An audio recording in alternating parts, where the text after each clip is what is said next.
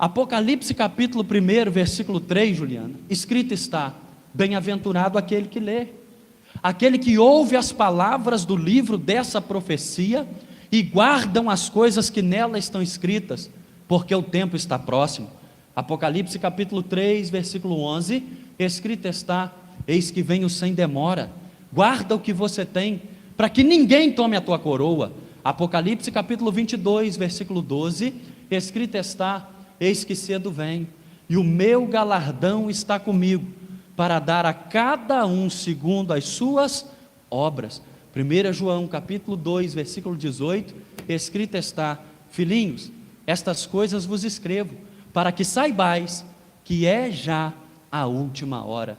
Sem sombra de dúvida, eu, você, nós sabemos que estamos vivendo os últimos dias da igreja de Cristo na face da terra.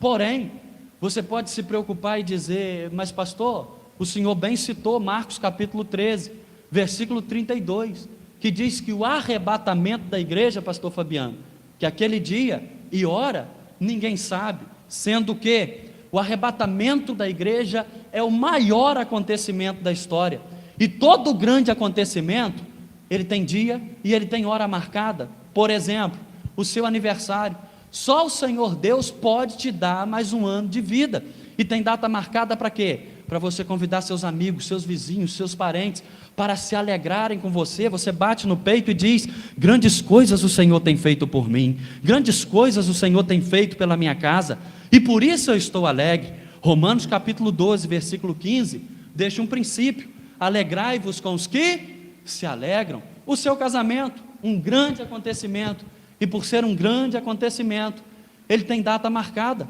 porque o Senhor Deus está te dando um companheiro para fazer a obra, o Senhor Deus está te dando uma esposa para caminhar na presença dEle até a eternidade. Porém, o arrebatamento da igreja é o maior acontecimento da história, sem data marcada. E por que não tem data marcada? Amós capítulo 4, versículo 12, porque isso te farei, e porque assim te farei, prepara-te, ó Israel, para te encontrar com o Senhor teu Deus, porque o céu foi preparado para quem se prepara, o céu foi preparado para quem está preparado. Eclesiastes capítulo 9, versículo 8, escrito está: que em todo tempo sejam alvas as suas vestes, e que nunca falte óleo sobre a tua cabeça. Pega no ombro desse irmão que está do seu lado e diz para ele assim: esteja preparado, ore um pouco mais, jejue, busque a presença do Senhor, porque a qualquer momento Ele virá para nos buscar. Quem está entendendo isso, diga glória a Deus. Por que que o arrebatamento, ele é o maior acontecimento da história, pastor Fabiano, mas ele não tem data marcada? Porque o céu é justo e trabalha com justiça. Senão aquele que gosta de comprar, mas não gosta de pagar, 15 dias antes pagava, todo mundo fazia uma oração, um jejum, e ia para o céu. Quando Provérbios 22:1 diz que melhor é o bom nome do que as muitas riquezas, quando Eclesiastes 7:1 diz que melhor é a boa fama, aquele que gosta de trair a esposa, aquele que gosta de ter várias namoradas, faria um jejum e entraria para o céu. Por isso que 1 Tessalonicenses 5 diz que devemos estar preparados para que aquele dia não seja como um ladrão à noite. Por que que o arrebatamento, o maior acontecimento da história, é comparado a algo tão chulo, a um ladrão de noite? Porque o ladrão não avisa quando vem. Se avisasse, você o aguardaria, você ligaria para a polícia, você exerceria o seu direito. Por isso que eu tenho que preparar minha vida e preparar minha casa. Por isso que você tem que preparar a sua vida e preparar a sua casa. Só que, em Mateus capítulo 24, para que nós não ficássemos sem um norte, para que nós não ficássemos sem uma direção, pastor Fabiano, o Senhor Jesus, no sermão profético, Ele nos dá alguns sinais. E os sinais é para que a gente desperte, esteja apercebido, atento, ligado, entendendo que o nosso Senhor está às portas. Ele está saindo do templo, no Monte das Oliveiras, e os seus discípulos o chamam particular e fazem uma pergunta. Primeiro eles lhe mostram o templo e dizem: mestre, olha que lindo a estrutura do templo. E Jesus responde: vocês não veem tudo isso? Em verdade eu vos digo, que não ficará aqui pedra sobre pedra que não seja derrubado. Até então, a teologia escatológica dos discípulos era muito fraca, e sendo fraca, eles perguntam para o mestre: mestre, quando acontecerão essas coisas?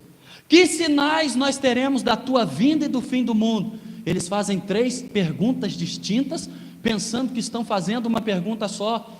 E a resposta de Jesus, que começa no versículo 4, ele começa a dar os sinais que antecederiam a sua vinda. E o primeiro sinal que ele dá é: acautelai-vos, que ninguém vos engane, porque o tempo do fim será um tempo caracterizado pelo engano. Falsos pregadores que se passam por verdadeiros, falsos pastores que se passam por falsos, por verdadeiros, falsos obreiros que se passam por verdadeiros. É o joio crescendo junto com o trigo, porque o tempo do fim será um tempo caracterizado pelo engano. E Jesus continua com os sinais, e ele diz: e vocês vão ouvir de guerra, de rumores de guerra.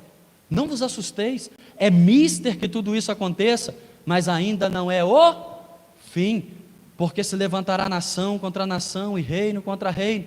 Aí ele fala que haverá pestes.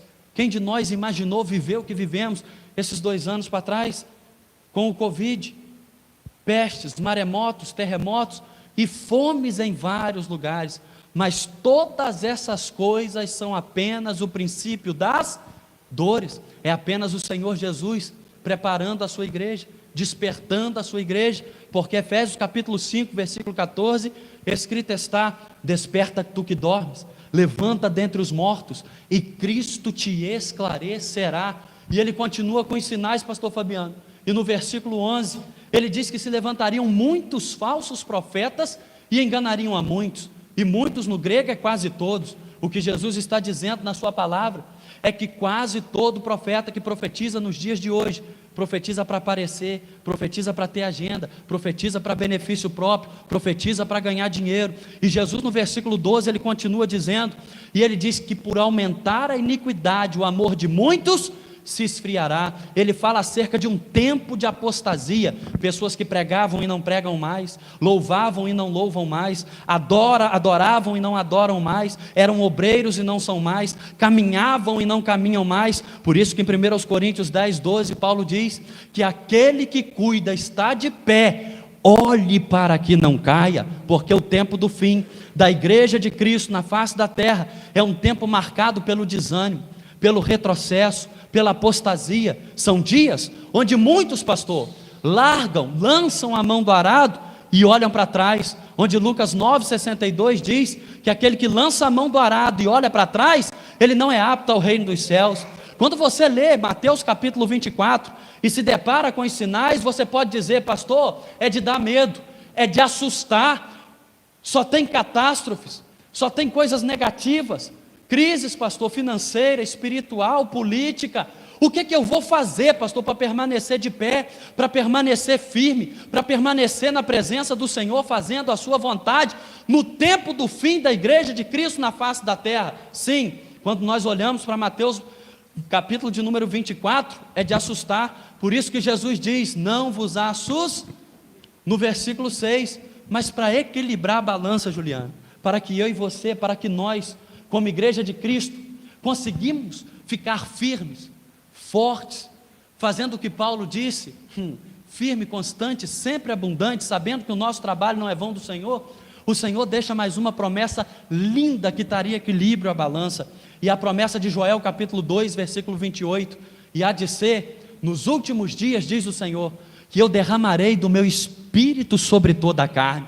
O que o Senhor prometeu no meio do caos do tempo do fim, é que Ele não iria dar do seu espírito com conta-gota, não iria salpicar, não iria derramar sobre medida, mas que Ele derramaria do seu espírito sobre toda a carne, porque só debaixo de um grande avivamento, só debaixo de uma grande unção, só debaixo de um grande renovo, eu, você, nós vamos conseguir ficar de pé, pregando, ganhando almas, louvando, adorando, fazendo a obra. Quem está me ouvindo, diga glória a Deus.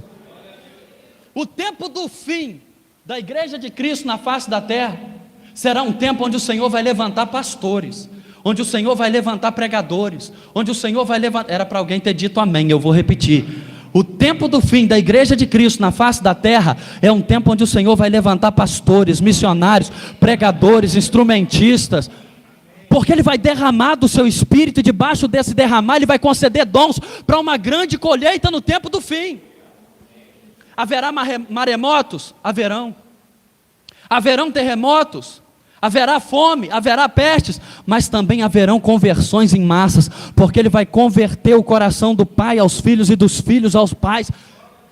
E Deus, o Senhor, no tempo do fim, Ele quer contar com a sua vida, Ele quer contar com o seu ministério, Ele quer contar com a sua pregação, Ele quer contar com a sua oração, Ele quer contar com o seu louvor, Ele quer contar para quê? Para que almas que estão presas na mão de Satanás venham ao conhecimento de Cristo Jesus, nosso Senhor. Quem é que está aqui essa noite e não quer pregar com o dom da palavra de sabedoria e o dom da palavra de conhecimento? Deixa eu te conhecer, levanta a sua mão. Tem alguém aqui que quer pregar com o dom da palavra de sabedoria e o dom da palavra de conhecimento? Tem alguém que quer receber o dom da profecia? Tem alguém que quer receber o dom de operar sinais, prodígios e maravilhas?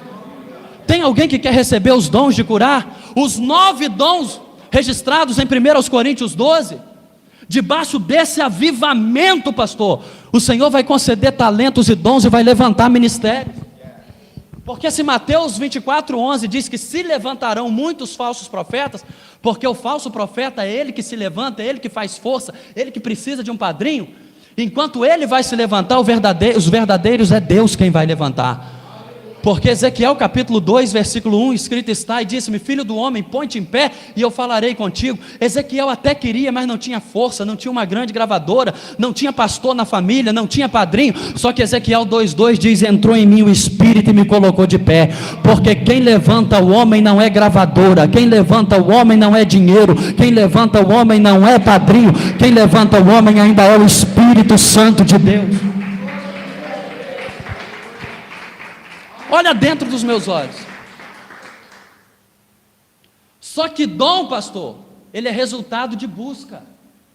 1 Coríntios capítulo 14, versículo 1 diz: buscai com zelo os dons espirituais. Sabe qual o problema da nossa geração, ministro de louvor? É que a gente quer ser muito usado, mas a gente quer buscar pouco.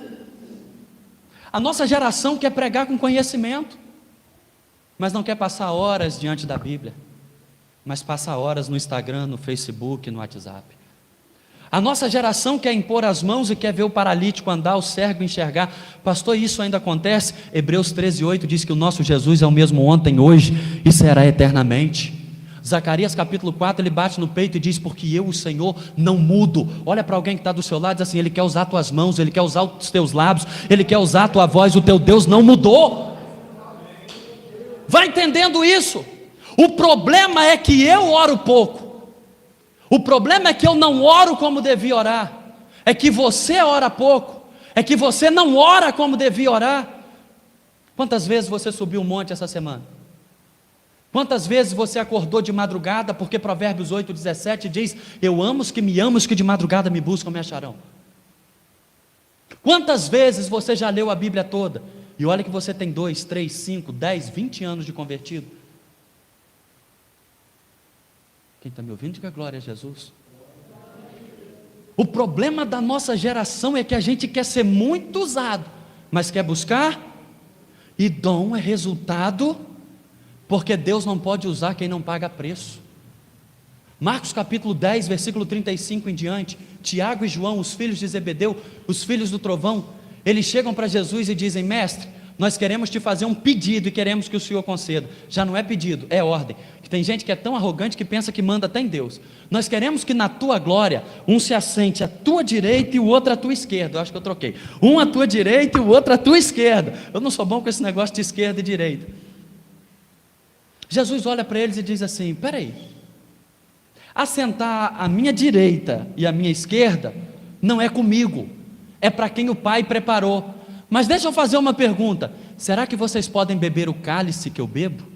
E cálice no grego é poterion, e poterion significa um alto preço a ser pago. Às vezes nós vemos alguém pregar, pastor Fabiano, e falamos assim: eu queria pregar como ele. Às vezes a gente vê alguém louvar e ministrar: eu queria ter a unção que ela tem. Às vezes nós vemos Deus usar uma pessoa, só que Mateus capítulo 25, as prudentes que tinham unção, que tinha graça, que tinha azeite, olharam para as loucas e disseram: ide a quem vende e comprai-o para vós. E comprar no grego significa adquirir por um alto preço, porque só tem unção quem paga preço, só tem autoridade quem paga preço, Só tem um ministério abundante quem paga preço na presença do Senhor. Nós vivemos a geração dos 6 horas. Você vai para o monte, vai 6 horas por mim lá. Você está indo para a congregação, 6 horas por mim lá. Inclui a minha família. Deixa eu fazer uma pergunta essa noite: quem é que quer ser usado por Deus? Quem é que quer ser útil no tempo do fim da igreja de Cristo na face da terra? Quem é que quer ser usado por Deus nesses dias maus? Levanta a mão, deixa eu te conhecer e dar a melhor glória que você deu. Posso te dar uma boa notícia? Deus quer te usar, mas depende de você. Deus quer te levantar, Deus quer fazer, Deus quer mover, Deus quer. Mas a pergunta é: está disposto a sair daqui hoje e colocar o relógio para tocar pelo menos 3 vezes de madrugada? Porque é o trimestre da família, e não só apenas o teu ministério, mas a tua família depende disso.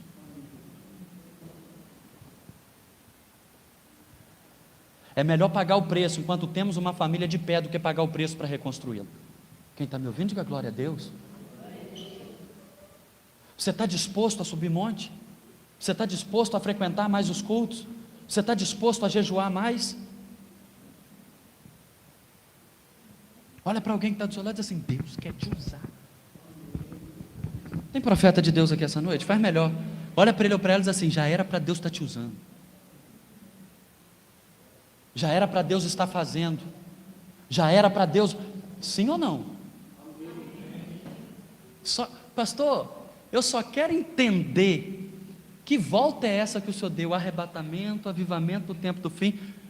Tem a ver com Gênesis capítulo 44. A fome na terra. Meu pastor, quem era para estar aqui para resolver o problema da fome foi vendido para lá. E a ausência dele aqui fez com que eles entendessem o seu valor, porque tem gente que só valoriza depois que perde.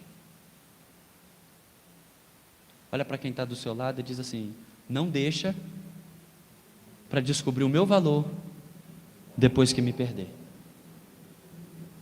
Quem está entendendo isso, diga glória a Deus. E como quem era para estar aqui não está aqui, eles têm que ir até...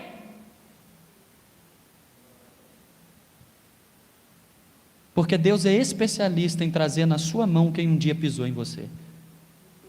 As pessoas nos pisam, nos humilham, nos ferem e seguem a vida como se nada tivesse acontecido. Mas o céu trabalha com justiça. Quem está entendendo isso, diga glória a Deus. Eles chegam como se nada tivesse acontecido. Eles são conhecidos, mas não reconhecem. Porque tem um ditado que diz que quem bate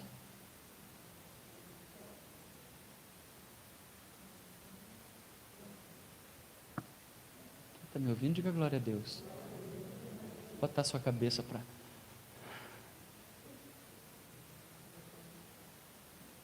Cada um no seu jumento, os sacos vazios ao lado, o saco de moedas amarrado na cintura para pagar pelo mantimento.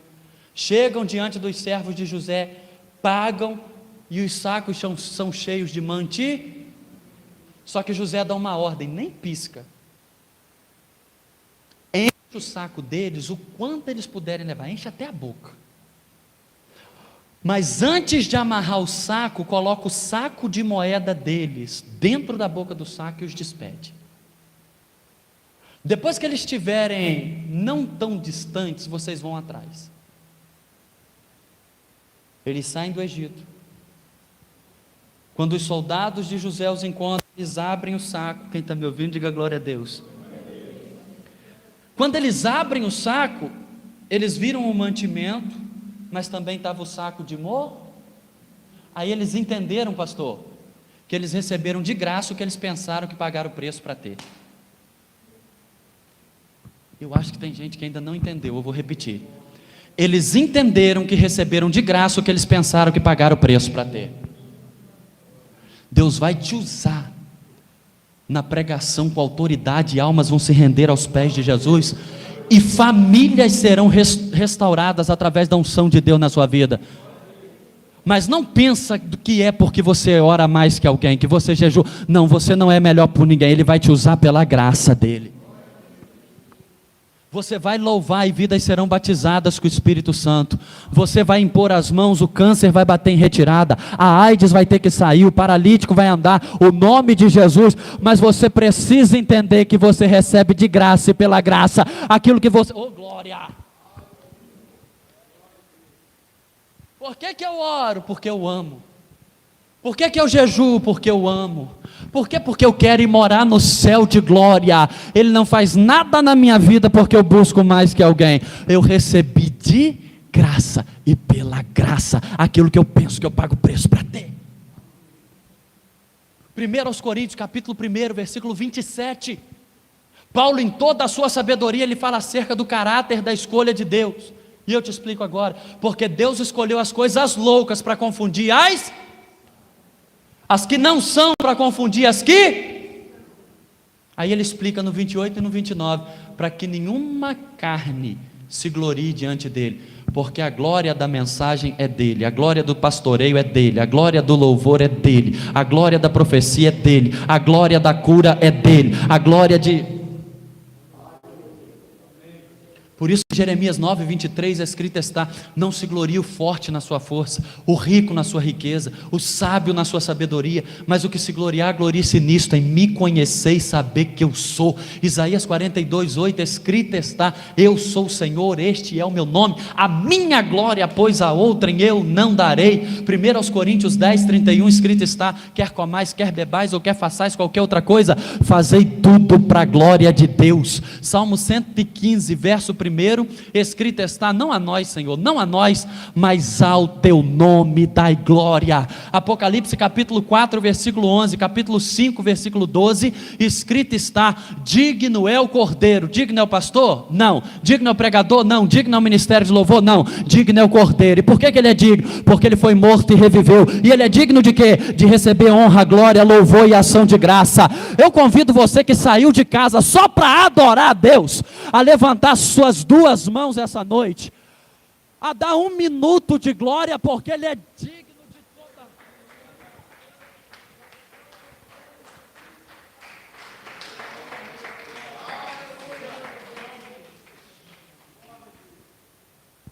Quem está me ouvindo, diga glória a Deus. E eu começo a terminar e eu quero abençoar a sua vida. Eles abrem o saco, pastor Fabiano, o mantimento está lá, mas as moedas também, e eles entendem que receberam de graça aquilo que eles pensaram que pagaram preço para ter.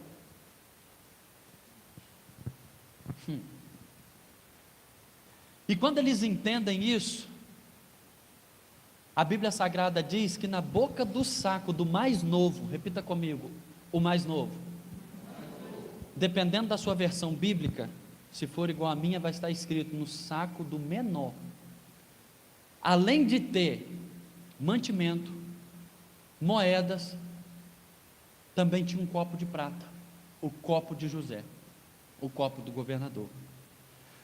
No saco de todos os demais só tinha mantimento e moeda. No saco do menor tinha tudo que tinha nos demais, mas também tinha uma taça, também tinha um copo. Porque quanto mais humilde eu for, quanto mais humilde você for, e quanto mais humilde nós formos, mais o céu derrama sobre o nosso ministério. Quem está entendendo isso?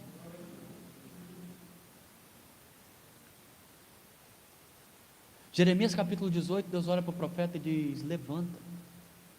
Aí ele pensa: agora eu vou pregar nos Gideões, estou de pé, Deus me levantou, vou ganhar oferta exorbitante, vou ficar nos melhores hotéis, não, levanta e desce a casa do oleiro, porque é a humildade que faz permanecer de pé os homens que Deus levanta. Quem está entendendo isso, diga glória a Deus. Porque dinheiro faz homens ricos, conhecimento faz homens sábios, mas só a humildade tem o poder de fazer grandes homens.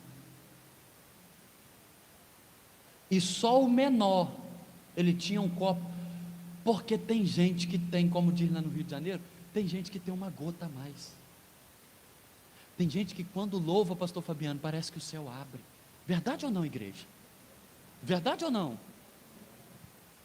Tem gente que quando louva, pastor Fabiano, o céu abre, a glória desce, a presença é nítida. Tem gente que quando pega o microfone pode não ter sabedoria, pode não ter instrução, chama Jesus de Genésio, vai orar e fala Deus, mas Deus cura, as coisas acontecem, por causa da humildade. Isso é bíblico, pastor? Claro. O salmista Davi disse que Deus, o Senhor, te ungiu com óleo de alegria, mais do que a teus irmãos, porque tem gente que é tão humilde que Deus diz assim: esse eu vou usar um pouco além, esse eu vou levar um pouco mais, esse eu vou mover através do louvor, da pregação,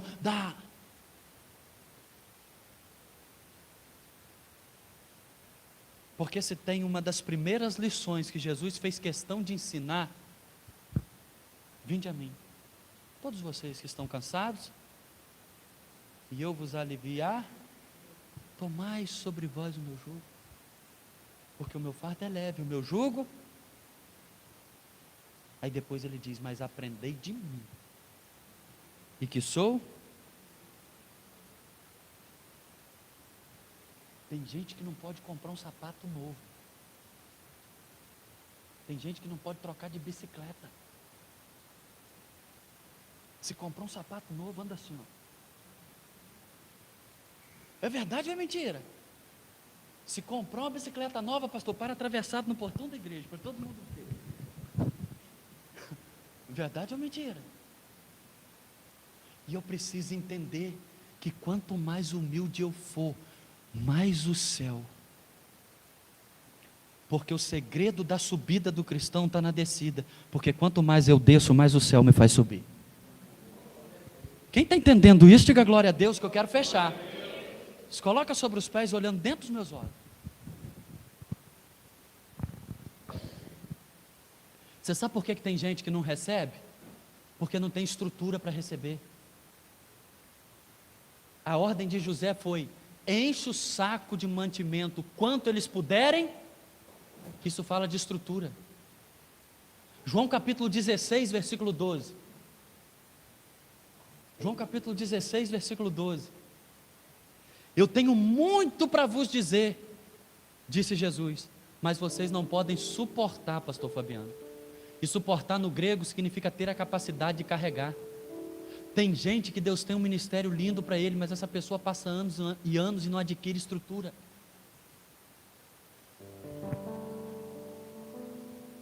Está me ouvindo e está entendendo? Diga glória a Deus. Tem hora que eu complico, minha cabeça sai até fumaça, mas entende isso aqui? Enche o saco deles o quanto eles puderem levar. Quem já leu Mateus capítulo 25, a parábola dos talentos? Faz assim com a mão, deixa eu conhecer. Uma igreja bíblica, Deus abençoe. Deus abençoe, pastor. Tem gente que vai pregar e diz assim: abre comigo a Bíblia em Mateus 25, a parábola dos 10 talentos. Eu estou tentando ver onde eles acharam 10 ali. Porque a um ele deu 5, a outra ele deu 2, a outra ele deu 1. 5 mais 2 mais 1, 8. Amém, igreja? Olha para quem está do seu lado e diz assim: não é 10, vigia. A parábola dos talentos. A Bíblia diz que a um ele dá 5, a outra ele dá 2, a outra ele dá 1. A cada um segundo a sua capacidade. Deus não pode te dar nada além do que você tem estrutura para suportar.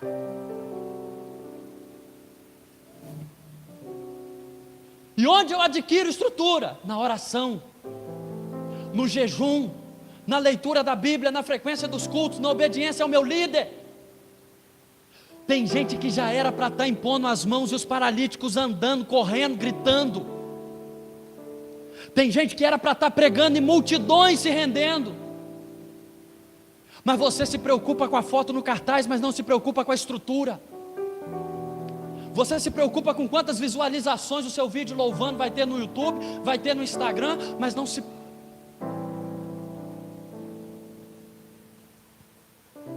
Eu tenho muito para vos dizer, mas vocês não podem suportar. A nossa falta de estrutura incomoda o reino dos céus, porque o céu tem propósitos através de nós. Se você é cristão e não ora, me perdoa, você não é cristão. Se você é cristão e não lê a Bíblia, você não é cristão, porque sem Bíblia não dá para chegar nem no céu. Disse Jesus em João 5,39: examinai as Escrituras, porque vós cuidais ter nelas a vida eterna, e são elas que de mim testificam.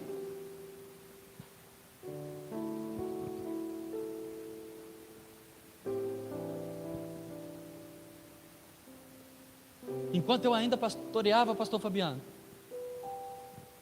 uma ovelha minha me ligou, Tiago, e disse para mim assim: pastor, corre aqui em casa. E eu estou ouvindo um barulheiro, irmãos. Corre na tua casa por quê? Pastor, meu irmão ficou endemoniado, pastor, está quebrando tudo aqui dentro. Corre aqui, pastor, para orar. Eu disse: vou não, o demônio é seu. Quem foi que disse que Jesus chamou só o teu pastor para expulsar demônios? Mateus 17, 21. Tem casta de demônio que não sai a não ser com jejum e acontecimentos revelam o tamanho da nossa estrutura em Deus. Circunstâncias revelam o tamanho da nossa estrutura em Deus.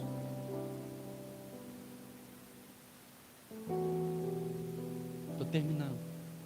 Vou passar igual aquele dia não, pastor.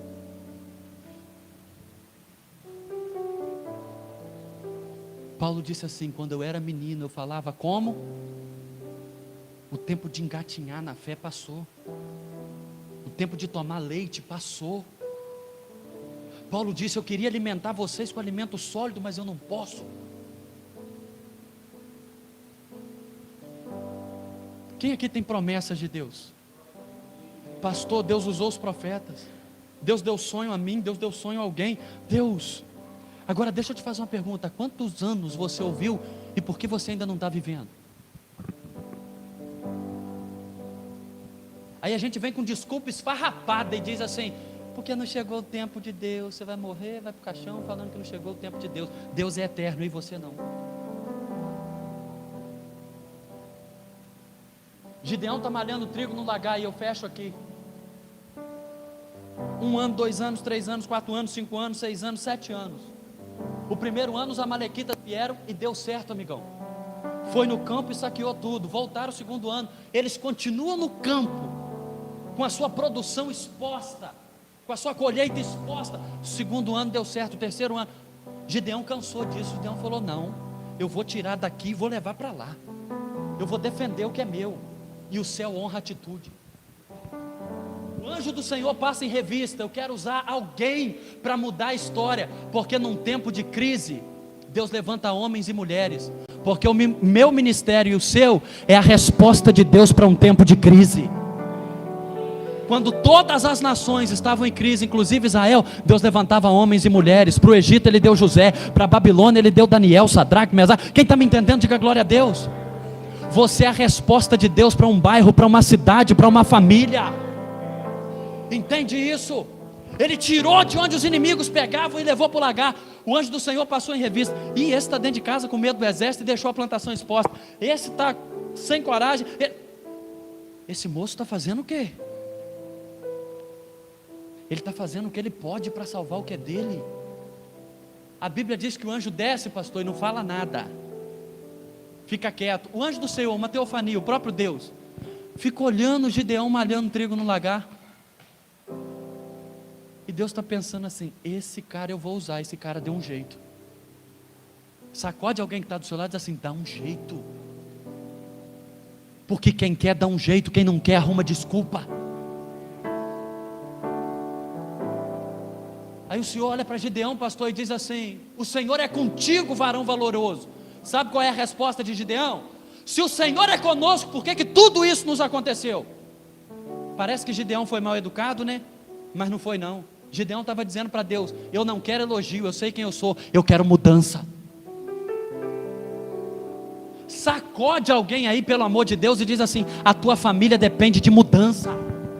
O teu casamento depende de mudança. Os teus filhos dependem de mudança. Você reclama do teu casamento, mas entra dia e sai dia e você é o mesmo. Entra semana e sai semana, entra mês e sai mês. Entra ano e sai ano. Gideão diz: 7 anos comigo não, comigo foi 6, esse vai ser diferente. Pega na mão de alguém, joga lá em cima. Esquece o Covid, porque praga nenhuma vai chegar na nossa tenda. Pega na mão de alguém aí, joga lá em cima. Joga lá no segundo andar. Teremantu revaua. Joga a mão de alguém lá em cima e diz assim: nós precisamos mudar. A nossa casa depende de mudança. A nossa igreja depende de mudança. o nosso ministério depende de mudança, o nosso bairro depende de mudança, a nossa cidade depende de mudança, o nosso estado depende de mudança, a nossa nação depende de mudança.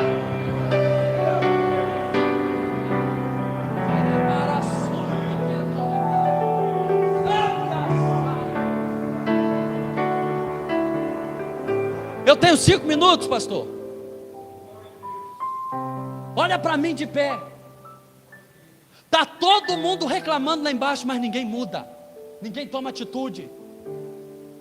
Gideão falou assim: o lagar é estreito, é sem recursos, mas eu vou começar onde eu estou, usar o que eu tenho e fazer o que eu posso. Quando a minha vida financeira melhorar, meu casamento vai mudar. Você pode ser feliz com a sua esposa chupando um picolé com ela. Pega na mão dela com R$2 no bolso, faz esse R$2 ser uma festa. Porque quem quer dá um, olha para quem está do seu lado e diz assim: se vira, você não é caixote.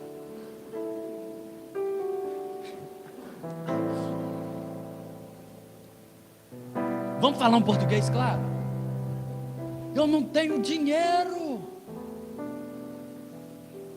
Você sabe fazer uma receita, bater um bolo na mão, fazer uma broa e um café quentinho? Vai lá para o quintal, abre uma mesa de badá. Marido, vamos comer um trem fora hoje, lá no quintal. Oh, glória! Você está reclamando dos amalequitas, mas o problema não são os amalequitas, o problema é você, porque Deus enviou os amalequitas para trabalhar em você.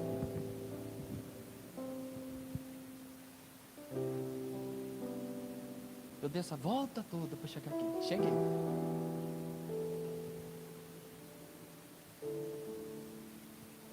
Tem gente que tem muito dinheiro, mas queria ter a saúde que você tem. Queria ter a esposa que você tem. Queria ter o lar, não estou falando casa. Queria ter o lar que você tem. Queria ter os filhos que você tem.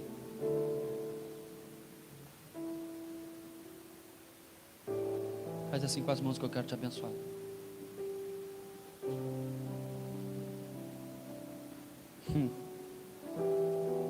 Primeira coisa que eles receberam, um saco cheio de mantimento. Eu vim na qualidade de profeta essa noite, eu profetizo uma providência de Deus sobre o teu lar. O telefone vai tocar, uma mensagem vai ser recebida, um e-mail vai chegar, mas o Senhor vai abrir uma porta para que o nome dele seja glorificado. Gênesis 22:8 diz que ele é Jeová Jireh, ele é Deus de providência. Apocalipse 3:7 diz que ele tem a chave de Davi, ele abre porta que ninguém. Você tem dado desculpa para eles e tem dito que o problema é a falta de recurso. Ele vai te entregar o recurso para ver se é.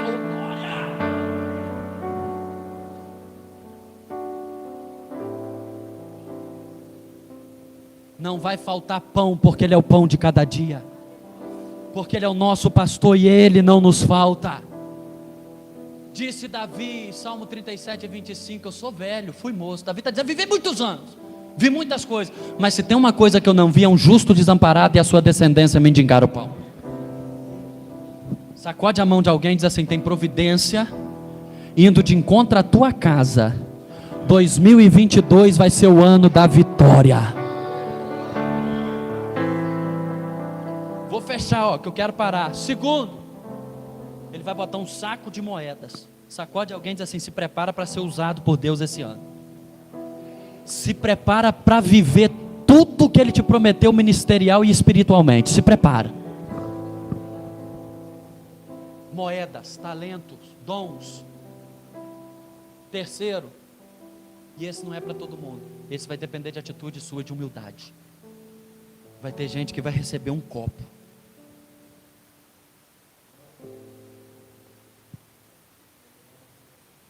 Como dizem lá no Rio, vai receber um prá a mais. Quem está me ouvindo, diga glória a Deus. Coloca a mão no teu coração, eu quero orar pelas nossas vidas.